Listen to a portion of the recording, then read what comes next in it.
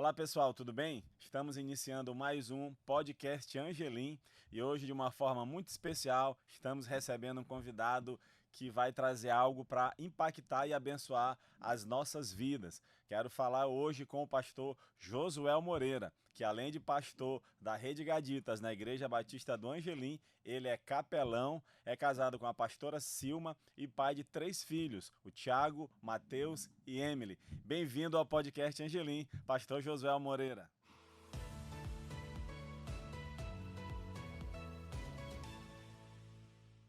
Eu agradeço esse convite, espero que esse bate-papo edifique, né, você que está aí nos assistindo. Eu creio que vai ser edificante. É isso aí, pastor. É uma grande alegria receber você aqui nesse que, se não me engano, é o 4º episódio do nosso podcast no canal da Igreja Batista Angelim. Na verdade, é o 5º episódio, né? Corrigindo, é o 5º episódio. Inclusive, eu quero já aproveitar, falar com você que está nos acompanhando, para que você esteja acompanhando o nosso canal na internet, no YouTube, que você possa seguir, ativar o sininho, compartilhar as nossas publicações e estar com a gente aí nesse projeto do Angelim Podcast, e não somente do podcast, mas em todas as transmissões, eventos que estão disponibilizados ali no nosso canal Angelim Online.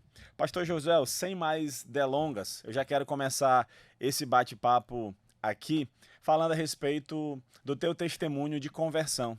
Eu sei que você teve uma história de vida antes e depois de conhecer a Cristo, depois que você foi alcançado pelo Evangelho. Né? Muita gente te conhece e sabe que você de fato tem uma vida, um testemunho impactante. Eu gostaria que você falasse com a gente, compartilhasse um pouco dessa história. Como foi o teu testemunho de conversão? Na verdade, pastor, melhor dizendo, eu queria que você, antes de falar de fato o teu testemunho de conversão, que você falasse como foi a tua vida antes de conhecer a Cristo. Se for possível falar. Se você pudesse, eu gostaria que você falasse. Como foi a tua vida antes de conhecer a Cristo? Pastor Fernando, na verdade, hoje eu me sinto até constrangido de falar, né? O meu passado foi um passado não muito agradável. Um passado tenebroso, na verdade. Na verdade, fui influenciado. As pessoas dizem, que ninguém influencia, eu vou porque eu quero. Mas, na verdade, não foi isso que aconteceu comigo. A minha família de bem, nunca faltou nada. Mas, como eu estou falando, eu fui influenciado por amigos na escola, a fumar o primeiro baseado. Entendi.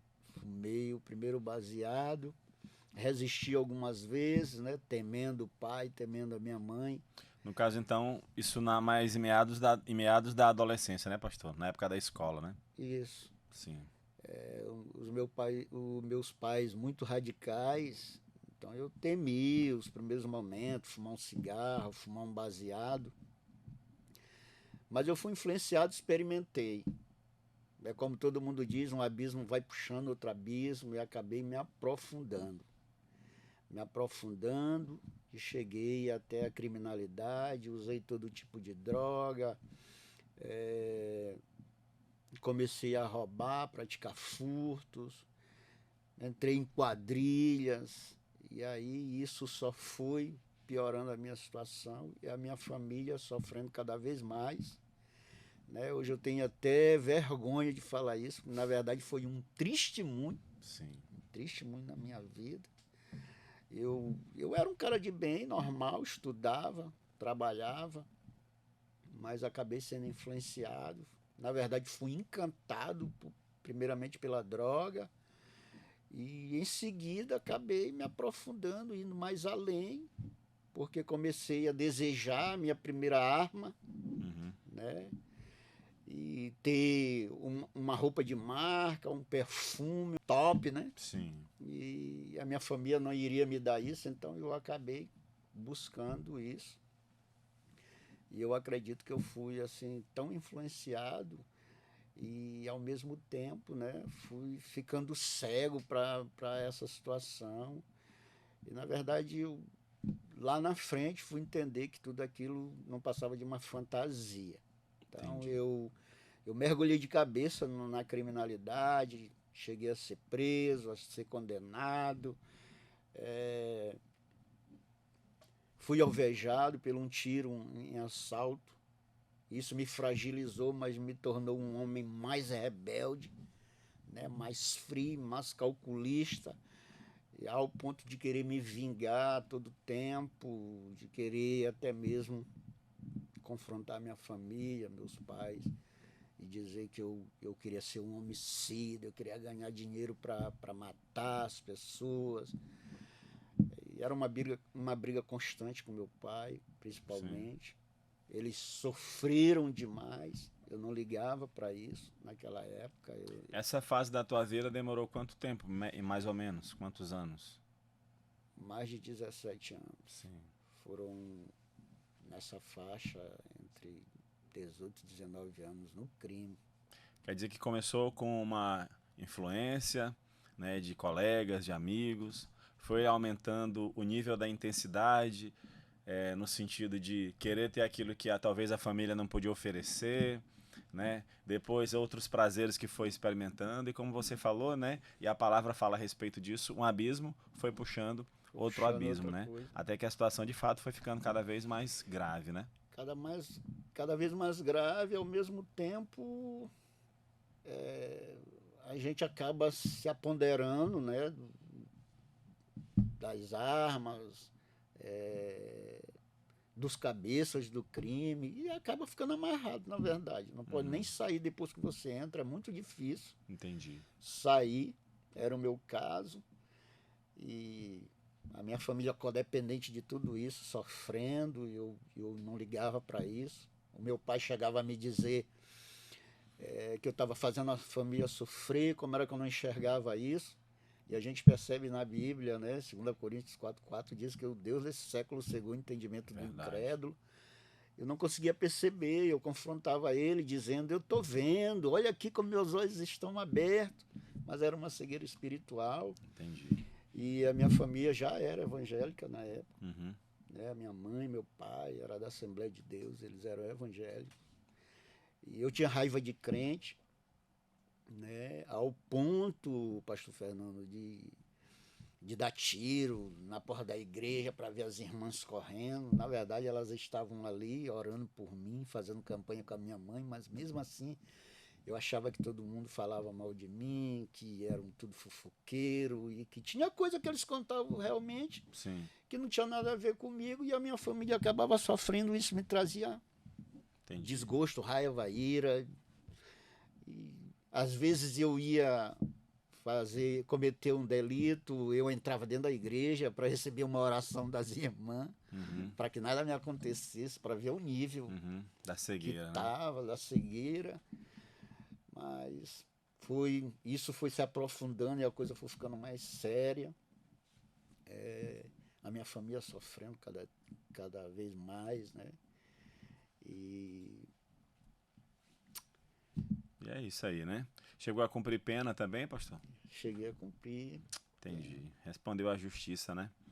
E isso. nesse caso, pastor, me falar como foi, ou melhor, o que foi determinante para a sua conversão ao Evangelho?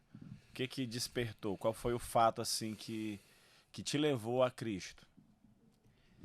Pastor Fernando, a coisa estava tão séria, e a minha família sofrendo, e eu cheguei a pedir ajuda. Eu pensava que eu conseguia sozinho. As pessoas dizem assim, na hora que eu quiser largar, parar, eu vou conseguir fazer isso. Eu até experimentei algumas vezes tentar sair, mas aquilo era só para baixar a poeira. E na verdade eu nunca saí, porque eu já estava como se eu tivesse preso, Uhum. né? Como se eu tivesse preso naquela situação. E na verdade eu estava Sim. preso naquela situação de crime, de droga, de roubo, de furto. E a minha família cada vez sofrendo mais. E chegou um momento que eu percebi que eu estava pelo um fio. De tantos livramentos que eu creio que Deus já tinha me dado, eu sentia a necessidade de pedir ajuda para minha família. Entendi, pastor. E meu pai, ele tentou me levar algumas vezes forçado, né? Em um grupo de autoajuda lá no Canto da Fabril, na época era o pastor Cláudio que liderava Sim. lá, e eu ia com raiva. Grupo de mútua ajuda, né? Eu ia com raiva, minha vontade, eu ia armado para esse grupo, assistir a reunião, mas a vontade que eu tinha era de dar um tiro no pastor. Nem caso pra rir. Ele confrontando, mas ali começou os meus primeiros passos. Sim. Mas eu não conseguia fora. Tem pessoas que não conseguem. E foi quando a minha mãe conheceu o pastor Joaquim e ela me trouxe aqui para conversar com ele. Sou muito grato. Me trouxe para conversar com ele, cheguei drogado. Ele pedia para me olhar nos olhos dele, eu não conseguia. Mas ele me aconselhou, orou por mim, leu Salmo 58, me lembro muito bem. No gabinete dele aqui na igreja. No gabinete dele aqui na igreja, disse que me ajudaria e para mim ir. E naquela época eu não podia mais ficar na rua, eu já estava sendo procurado, tanto de inimigos, que a gente acaba gerando isso, como também da própria justiça, né? Sim. E eu não podia ficar. Eu fui para uma clínica de reabilitação em Feira de Santana, na Bahia, enviado por essa igreja, pastor Joaquim, a minha família, manteram a minha estadia lá. Uhum. E eu pensei que eu fosse dar mais um tempo, né? Quantos meses de internação lá? 9 meses. Sim. Eu não podia voltar, porque eu fui tipo que fugido. Sim, entendi. Né? Só que a clínica era uma clínica evangélica. Uhum. E aí, meu amado, palavra de manhã, de tarde, de noite. Uma comunidade terapêutica, né, pastor? Uma comunidade terapêutica onde a palavra era ministrada. De manhã, de tarde, de noite, devocionais, a sós com Deus, orações e ministrações. E eu fui ficando ali sem limite, rebelde. Tentei algumas alternativas para me sair de lá, tipo uma briga, que era uma das opções, né? Se a gente brigasse lá, eles mandavam a gente embora. Tu arrumou confusão lá para ver se eles te Para mandavam tentar embora. vir, mas eu nem podia vir. Uhum. Eu nem podia vir. A Bíblia diz que há tempo para todas as coisas. Esse era, eu acredito, o tempo que Deus tinha reservado para mim. Uhum. Né? Eu fui ficando naquela casa. Com 5 meses, para mim já estava parecendo uma eternidade, mas eu comecei a sentir saudade da minha família, eu comecei a ver que tudo aquilo que eu estava vivendo aqui fora era uma fantasia, era um engano. Eu acredito que a própria palavra de Deus estava, né, abrindo os meus olhos espirituais para ver, para perceber, os meus ouvidos para ouvir a voz do Senhor. E com 6 meses eu entreguei a minha vida para Jesus dentro dessa clínica, né, sem nenhum remorso, sem nenhum choro. Eu decidi entregar a minha vida para Jesus ali, e dentro dessa clínica eu tive a minha primeira experiência sobrenatural, lendo a Bíblia, me dedicando nos devocionais. Esse momento estava em que pé do tempo de internação? Mais ou menos na metade? Na metade. Né? Estava na metade, entreguei minha vida e comecei a entender esse processo na minha vida. Claro. E determinei de que eu sairia dali convicto de que não voltaria mais. Mas eu tinha deixado rastro, eu tinha deixado algumas situações aqui fora que precisavam ser resolvidas. Certo. Mas o processo começou lá nessa clínica. E eu tinha que voltar, ia terminar o tempo, né? Sim. Depois desses 6 meses eu fui me dedicando mais em orar, em ler a palavra. E chegou o dia da minha volta, voltei ainda com um certo receio, mas dentro da clínica eu fiz um propósito com Deus, fiz um voto de que eu voltaria, Ele me ajudaria aqui, as minhas causas de injustiça seriam resolvidas, os meus inimigos, eles desapareciam. E eu vim muito consciente disso, resolveria a minha vida daí para frente. Entendi, pastor. Então, eu sou um milagre. Com certeza. Sou um milagre, tudo começou por aí. Verdade. A gente está hoje enquanto nós estamos gravando esse episódio, a nossa igreja está numa campanha, né? Começou agora as 7 quartas de milagres, né?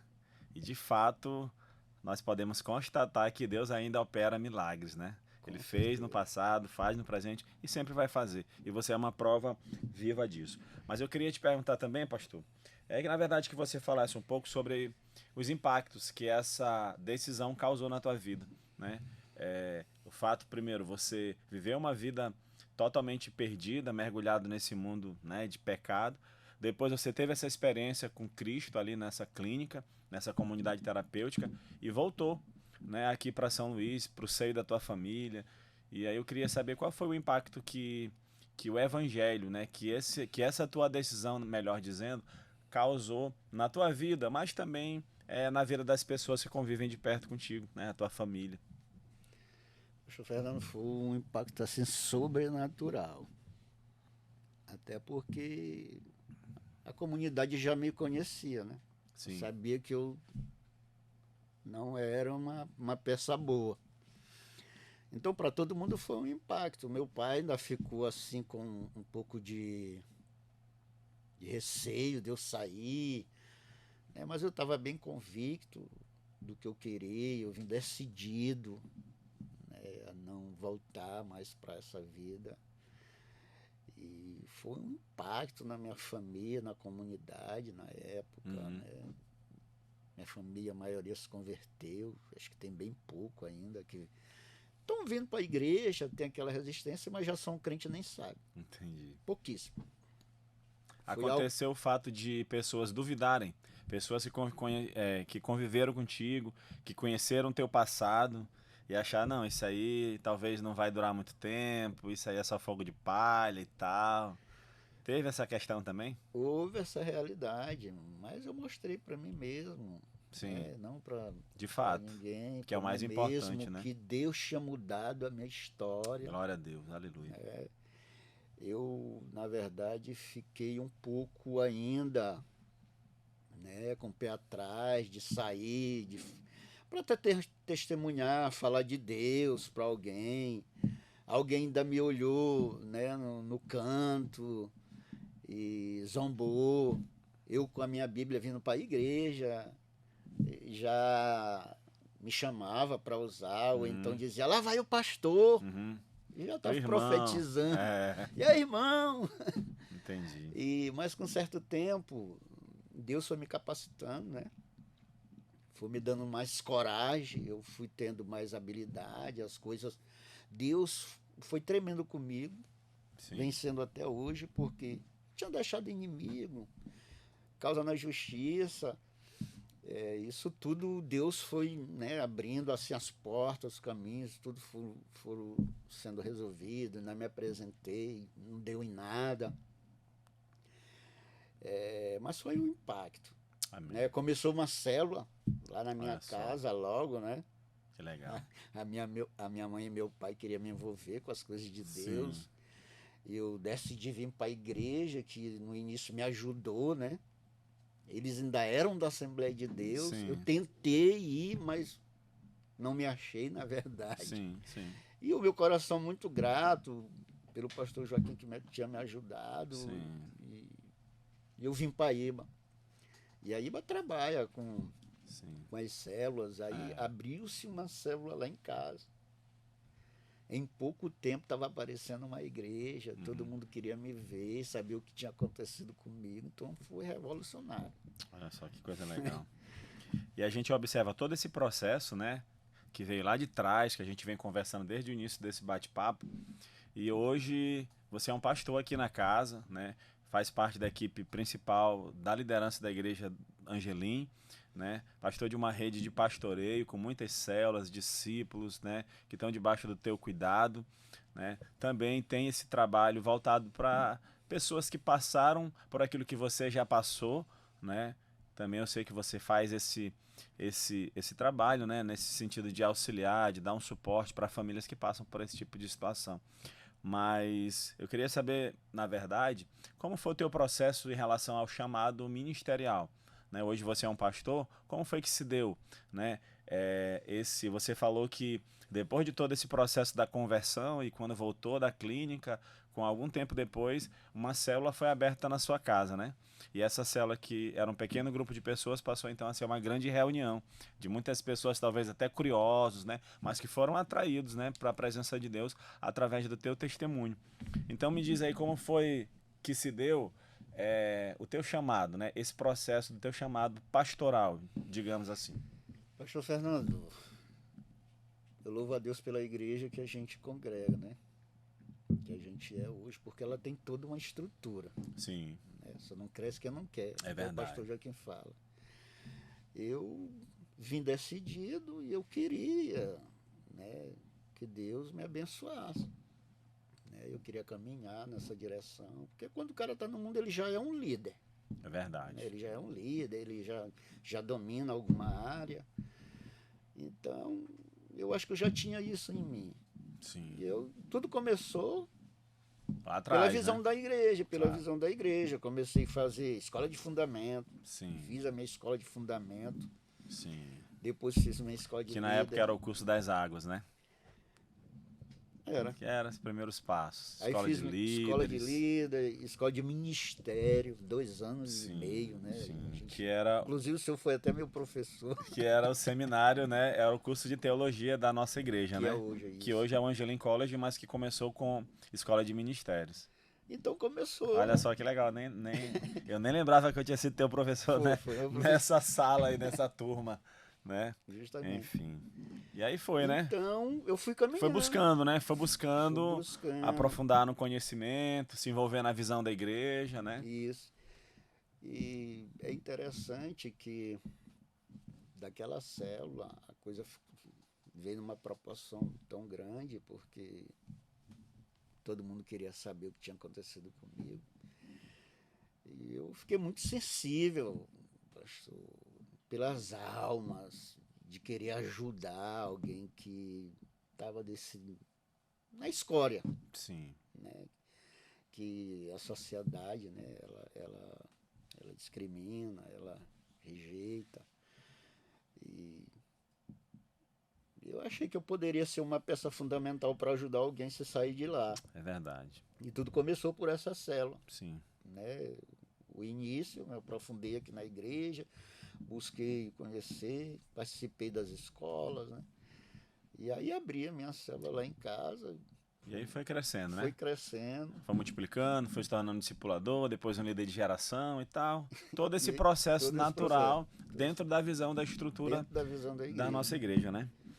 Pastor Josuel, eu queria saber como que a tua vivência, né, nessa vida pregressa, hoje ela serve, né, para te dar força, para que você possa alcançar novas pessoas que passam por aquilo que você já passou. Deus é me capacitando, isso é uma verdade. Deus é me capacitando para isso. Eu, como falei, senti o desejo, né, de querer alcançar as vidas, ajudar principalmente esse público, né? Uhum. Hoje já mudou muito essa realidade, tá vindo todo mundo, graças a Deus. Mas eu comecei com os grupos de autoajuda. Sim. E eu acredito que o testemunho é algo que impacta, né? Claro, com certeza. E Deus foi nos ajudando e foi colocando pessoas para nos ajudar. E por incrível que pareça, as pessoas assim, os cabeças da rede, que servem a igreja, que são líderes de célula, discipulador, líderes de geração, Uhum. são ex-dependentes químicos, homicidas, pessoas que estavam presas, usuários de droga, traficantes. Incrível. Então Deus foi colocando também famílias, e essas pessoas tudinho começaram ouvindo, porque eu mesmo não sabia nem para onde ir, mas Claro. Eu creio que Deus tem nos conduzido, Claro. né, para esse propósito, não só para eles, mas muitas famílias, tem vindo muitos jovens agora. E graças a Deus a gente tem sido esse testemunho, essa coluna. A gente percebe o quanto Deus ama, né? Todas as pessoas, independente da sua história de vida, independente da sua realidade social, independente daquilo que viveram ou que vivem, eu creio de todo o meu coração que todo ser humano é alvo do amor de Deus, né? E você é prova viva disso, e agora você está dizendo pra gente que dentro do teu círculo de relacionamento, especialmente na tua equipe de discípulos, né? Você tem muitos testemunhos também semelhantes ao teu. Então isso realmente, de fato, é algo que glorifica o nome do Senhor. Agora eu tenho certeza de uma coisa, pastor. Observando essa tua história de transformação, eu tenho absoluta certeza e convicção de que teve alguma coisa a ver com a oração. Alguém orou lá atrás. Alguém colocou o joelho no chão, alguém apresentou a tua vida e Deus veio e respondeu. Então eu queria que você falasse com a gente sobre isso, né? Sobre esse poder da oração. Como a oração foi essencial no processo, no teu processo de libertação, de restauração. Queria que você falasse a respeito disso. Pastor Fernando, a oração é um pilar na minha família, na minha vida. Inclusive a minha mãe orou 17 anos, continua orando. Sim. Mas no processo ao qual eu estava vivendo, a minha mãe orou 17 anos por mim. Hoje ela ora só agradecendo. Ela ora mais agradecendo, mas me cobre de oração Claro, também. claro, Então, claro. a oração, ela move montanhas, como a Bíblia diz. É uma maneira da gente se relacionar com Deus, a oração. Então, é importantíssimo o ser humano, crente principalmente, o homem de Deus, mulher de Deus, né, ter uma vida de oração. Hoje eu experimento, né, viver esse tempo de oração, de comunhão com Deus, e eu vejo Ele me abençoando nos mínimos detalhes, pequenos. Eu vejo que isso na tua vida, de alguma forma, Deus usou para te libertar, para te alcançar, mas ele também deu um start até na tua questão ministerial, né? Porque hoje eu vejo que você é um homem de oração, a sua esposa, a pastora Silma, é uma mulher de oração. Por muitos anos vocês estiveram à frente do culto de oração da nossa igreja nas segundas-feiras. Então, eu acho que essa conversa nossa, especialmente nesse momento que a gente está falando sobre esse assunto, fica de recado, né? Para o pessoal que está nos acompanhando, que está nos assistindo, que às vezes está sem saber o que fazer, às vezes não sabe, está passando por uma situação com o filho, como a tua mãe passou, e muitas vezes não sabe o que dizer, não sabe a atitude que tomar, mas eu acredito que tudo começa com a oração, né? Quando você não sabe mais, quando falta o recurso, quando falta as palavras, quando faltam qualquer coisa, não pode faltar a oração, né? Porque a Bíblia é muito clara, o Senhor diz que aquele que pede, recebe, né? Aquele que bate, a porta é aberta, aquele que busca, de fato, encontra. Então eu tenho certeza que hoje você tem também uma gratidão muito grande, né? Pela vida da tua mãe, que teve ali pagando esse preço, né? Essa vida de oração. Da minha mãe, da minha esposa. Sim, verdade. Ela segurou muita coisa, né? Teve um certo dia aí que ela estava ministrando em uma macrocélula e eu fiquei um pouco distante. Por isso que eu digo que eu me constranjo hoje até de falar do meu passado. Porque foi muito triste. Eu fiquei chorando, ela contando testemunho de como eu era, de como eu agia. Sim. Principalmente com ela, o que eu fazia. Então eu fiquei naquele cantinho ali chorando, né? As lágrimas derramando, ela ministrando lá, contando um pouco do meu passado. É muita história. Sim. Não daria para a gente ficar aqui detalhando, né? Claro. A gente está aqui. Mas a oração é muito importante, também agradeço, né?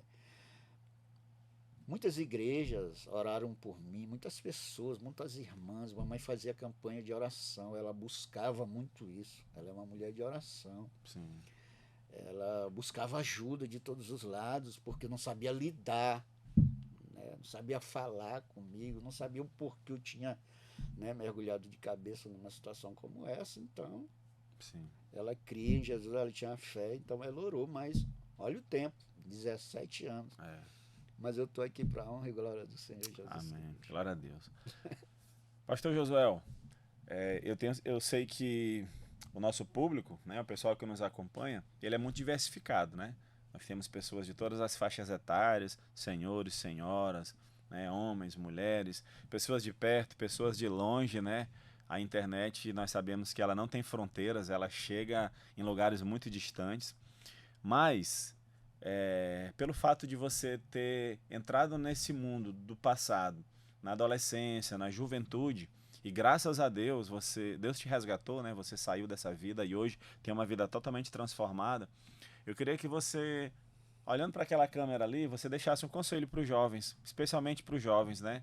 Que talvez é, possam estar passando pelo que você já passou, ou que estão sendo assediados pelo mundo, que ainda não mergulharam, mas que estão ali naquela condição de perigo, né? Então eu queria que você desse um conselho para os jovens, para que eles não entrassem nessa vida.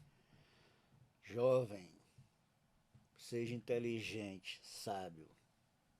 É muito fácil você entrar, muito fácil ser influenciado, mas é muito difícil você sair. O meu conselho é que você não entre. Obedeça seu pai, sua mãe. Não experimente como eu experimentei. Sim. E tudo foi terrível, tanto para mim como para minha família, ao ponto de estar por um fio. Estou aqui pela misericórdia de Deus contando. Eu quero dizer que há esperança para você que está já dentro dessa situação. Amém. Jesus é a nossa esperança. Você pode estar preso, pode estar escravizado já há muito tempo, mas Jesus pode te libertar, amado. Eu atendo aqui na igreja para as famílias que não sabem lidar, na verdade, como a minha mãe e meu pai, eles não sabiam nem falar comigo. Eles falavam agredindo, brigando. Eu entendo eles porque eles não conheciam Claro. a profundidade dessa influência, desse encantamento que eu Sim. estava vivendo, como outras famílias. Eu atendo famílias aqui direto, que vêm até de outros lugares, da própria igreja, alguns irmãos que chegam, né? Nós temos os grupos de autoajuda e também temos as parcerias com as clínicas de reabilitação. Inclusive a igreja tem, né, Uma comunidade, uma né? comunidade, que é a Clínica Ágape, feminina. Tem um projeto aí, já tem até a estrutura, o terreno. O pastor Joaquim, vez ou outra, fala que vai ser para o público masculino, né? Sim, sim. Então é isso. Se você puder evitar, amado, não entra. Não entra, que é fria. O final é triste. Esse é meu conselho para você: obedeça sua mãe e seu pai, porque eu desobedeci e paguei um preço muito alto. E a gente sabe que dos que entram nesse mundo, é a minoria que consegue sair, né, pastor? Minoria, É a minoria, minoria. minoria. Eu tenho certeza que se você olhar para trás e lembrar dos vínculos, dos relacionamentos que você tinha, dessas, entre aspas, amizades, talvez alguns nem estão mais aqui para contar a história, né? Talvez, né, já até partiram dessa, infelizmente, para pior, né? E alguns, graças a Deus, foram alcançados. Mas, de fato, é algo realmente complicado, onde as pessoas, principalmente os mais jovens, têm que resistir, né? Não ceder e viver uma vida afastando-se dessas coisas, né? Resistindo, porque o convite vai estar batendo na porta sempre, na escola, na faculdade, qualquer lugar que você for, Às tem vezes alguém para influenciar. começa com um copo de bebida, com um cigarro, depois um Cigarro, baseado e aí vai, né, pastor? com certeza. E depois que entra, meu amado, para voltar, É. o preço é muito alto. A gente sabe que hoje, na nossa sociedade, a igreja brasileira, ela enfrenta alguns desafios. E eu considero que talvez um dos grandes desafios da igreja é saber lidar com pessoas marginalizadas pela sociedade. Pessoas envolvidas com drogas, pessoas na promiscuidade sexual, na prostituição, às vezes até no homossexualismo, enfim. Muitas vezes a igreja não está preparada para lidar com certos tipos de pessoas. E eu pergunto para você, pastor, quais são os maiores desafios, na tua visão, que a igreja enfrenta para que ela possa alcançar as pessoas marginalizadas? Na verdade, pastor, é o conhecimento. A maioria das igrejas, elas não sabem lidar com isso. É. Meu E às povo, vezes não querem nem se envolver, meu povo perece porque lhe falta conhecimento, né? com certeza. Conhecereis a verdade vos libertará. A igreja, ela muitas das vezes falha, porque discrimina, não sabe lidar com um homossexual. Imagine um homicida, um ladrão. Sim. É muito difícil. Eu fiz uma peça teatral, já pastor, Uhum. visitei uma cidadezinha aí. Eu me vesti de mendigo, me rasguei todo, me sujei, fiquei com um copozinho, com um pedaço de pão na porta de uma igreja. Essa igreja a gente tinha sido convidado para visitar e fazer uma peça teatral, só que a gente queria criar uma peça para impactar o pessoal que estava dentro, que na verdade, né, esse público da escola, eles não queriam nem saber, não sabiam lidar, e faziam um pouco caso, na verdade, discriminavam. Então, eu fiz uma peça teatral, eu participei. Eu queria que gerasse um impacto dentro da igreja, porque era uma igreja que estava fria, não estava evangelizando. Então, eu peguei uma menina muito bonita e vesti ela de prostituta. Peguei um cara com uma garrafa de cachaça, todo sujo também. Chegamos até a banhar ele de cachaça, jogamos cachaça na roupa dele Para para ele ficar bem feder realista, mesmo. né? Para ele ficar com. E fiquei na porta da igreja de mendigo, Sim. pedindo uma moedinha. Eu tentei me encostar numa moto, o porteiro, não vou dizer nem a cidadezinha que a gente foi, o porteiro me expulsou, né? Sim. Me expulsou, todo mundo que eu chegava para pedir alguma coisa, eles não queriam nem saber de mim, se afastavam. Eu tentei pegar uma água num filtro na igreja, o cara me jogou lá na rua. Entendi. Não sabendo que eu ministraria, daria Sim. testemunho lá na igreja. Aí a menina entrou, toda de sapato alto, pintadinha, dentro do shortinho, sentou, o rapaz que estava, né, com a cachaça também entrou, e eles perceberam rapidamente que ficou aquele buraco no meio da igreja, assim, porque todo mundo Se afastou deles. se afastou deles, né? Não deu uma palavra. Entendi. E eu estava na rua. Entendi. Eu estava na rua, ninguém ligou para mim, ninguém quis saber de mim, porque eu estava sujo, fedendo, todo sujo pedindo esmola. Então, é uma realidade muito triste.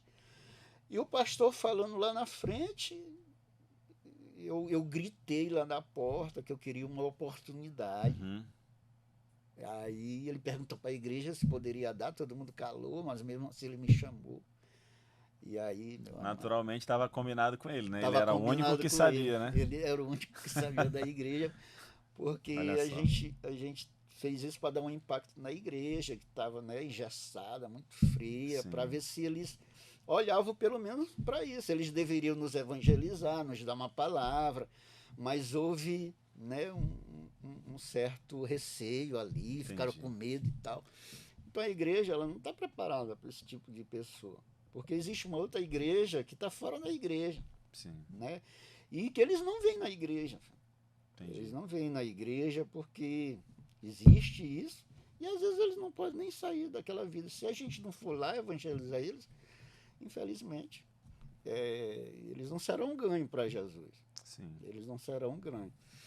Mas a gente tem uma equipe boa, graças a Deus. A gente vai nas favelas, faz isso. Eu sei que tem outras pessoas que fazem, mas o que a gente percebe na igreja de hoje, Sim. né? E de sempre, desde quando eu estou na igreja, estou 19 anos aqui, Sim. na igreja, eu percebo o medo, né? Na minha época, que eu estava no crime, nunca uma pessoa me evangelizou, eles tinham medo de mim, as irmãs. Né? Porque às vezes eu falei que eu dava tiro perto da igreja para ver elas correndo, para dizer que era o apocalipse, né? O mundo estava acabando e eu via elas correndo para todo lado, tudo de branquinho, Aquilo era uma maldade minha, mas não que eu ia causar nenhum dano para elas. Né? Entendi. Mas era para ver se elas me evangelizavam. Elas não me evangelizavam, ninguém. Então a igreja ela está despreparada para isso. Elas não sabem lidar com traficante. Tem pessoas. Tem pessoas que Deus vai usar, né? Como diz a Bíblia, as coisas loucas desse mundo para confundir verdade. as sábias, né? As que não são para confundir as que são. Entendi.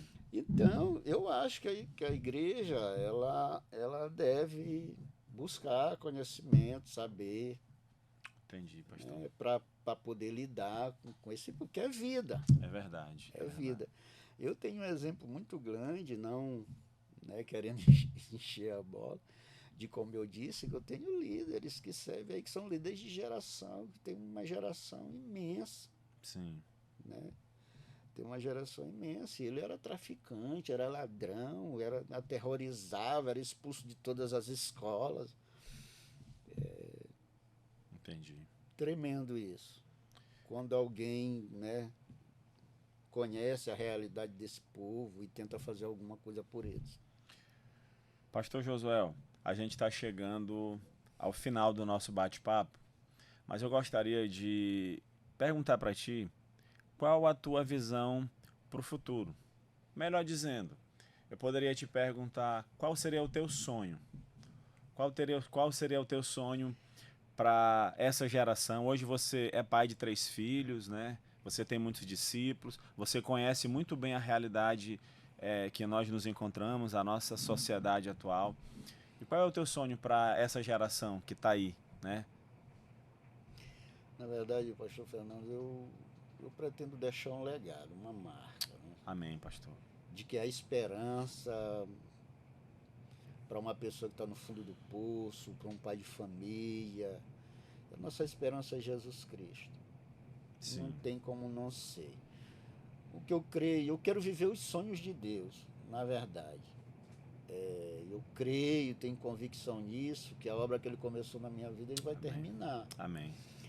Então, eu creio que enquanto eu viver, eu quero viver para Cristo.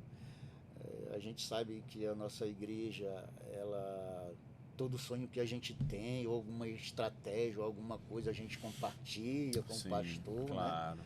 Ele vai nos aconselhar, se for viável a gente faz, Claro, se não claro. for, né, a igreja não para. Sim.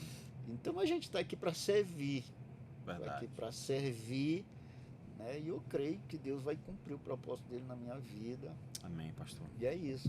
Glória a Deus. Eu quero agradecer, pastor, pelo tempo que você disponibilizou na tua agenda para estar com a gente aqui batendo esse papo, falando com os seguidores aí do nosso canal, o pessoal do YouTube que está nos acompanhando e outras plataformas também como no Spotify. Então, muito obrigado, né? Eu quero, antes da gente finalizar de fato, quero convidar você para um momento de oração. Quero que você ore abençoando as nossas famílias que estão em casa. Talvez, como a gente conversou, algumas mães estão passando por esse tipo de dificuldade, enfrentando problemas nessa área, não sei. Mas eu gostaria de deixar livre à vontade, para olhando para aquela câmera, abençoar, né, o pessoal que está nos acompanhando aqui no canal. Eu quero deixar um recadinho, né? A gente atende aqui de segunda a sexta, a partir das 8 horas. Beleza. Quem sabe você esteja, né, passando por alguma situação pertinente a essa situação que eu estou contando aqui, que eu vivi, né? Eu estou aqui para dar um apoio, ajudar, tentar pelo menos ajudar, e eu creio, como eu tenho falado,